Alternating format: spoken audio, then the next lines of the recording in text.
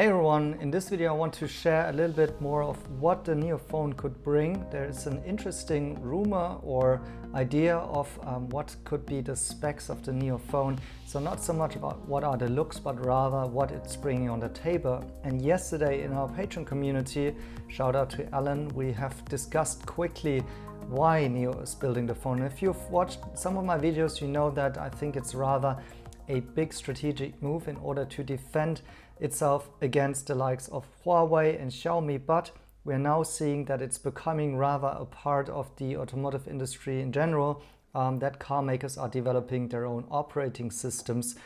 So one example here is Mercedes-Benz, but another one is also Polestar, which is working with Meizu. That's an operating system maker with a product called Flyme, and we've tested that one during the Auto Shanghai. And it's very good. It's actually a very good user interface, very good experience, and very powerful. And I keep on banging my hands on the table here and saying how good the Huawei Harmony OS is as well.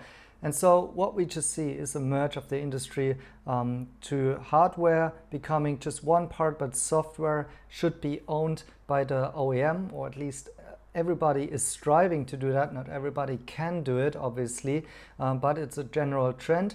And I think NIO is going there just because of that reason, because otherwise they cannot offer the best product experience. So in short, although the time is now a little bit favorable with all that's going on with the Huawei Mate launch and Apple feeling a little bit the heat in China there, in general we could see that there is a little bit of a movement in the smartphone market, but my personal expectations towards NIO phone are really not about sales, but it's rather about this operating system that they are striving to create, because ultimately the experiences between smartphone and the hardware as a car will become more and more combined and similar, and NIO always strives to deliver the best user experience, right?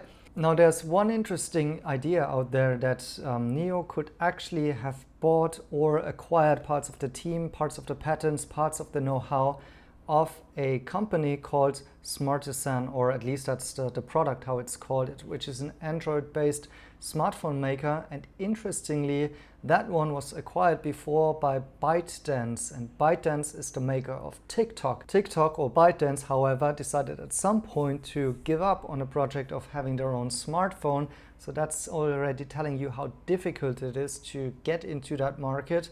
And basically, the Smartisan founder's dream of beating Apple has died because of that. So the founder is actually a quite interesting figure in China. The founder, an entrepreneur called Luo Yonghao, was actually even doing live streams afterwards in order to finance the kind of issues he's having with coming up with his own smartphone brand. And so he was really thinking of being able to replace Apple at some point in time, because he had some really interesting ideas of how to make smartphones better. And basically he mentioned that he thinks that Apple has become a soulless company. And now if you watch some of the reviews of this smartphone, you can clearly see how this could be a possible fit to NIO, actually, because of the focus on design elements, but also a couple of functionalities that I like to highlight here, notably how easy the battery can be removed. So this of course would highlight an easy battery swappable phone, which would totally be in line with the swappable batteries of NIO cars, right? Some very user-centric capabilities, like a quick launch of the photo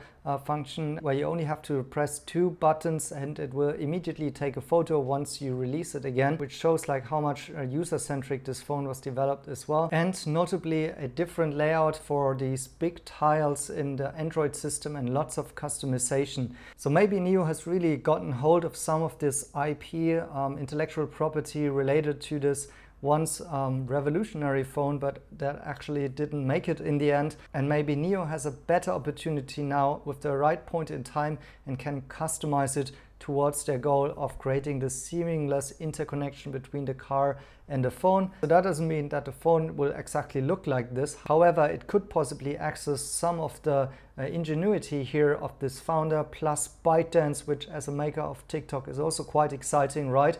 And on top of that, we know that Meizu employees, I think even some of the founders, have joined NIO to develop the smartphone, and that is an app that's using lots of AI capabilities, for example, also for filters, beauty filters, and so on. So with that possible combination, I'm expecting that the phone could really have some really new kind of functionalities that others don't have, and therefore stand out of the crowd. Although this is just a rumor right now, but this is how I'm piecing together these bits of information. I'm not sure if NIO really acquired parts of this Smartisan phone maker IP there, but given what I'm seeing here, I think it might be a good fit. What do you think about NIO phone and the prospects? Let me know down in the comments. Thanks for watching, and see you in my next video.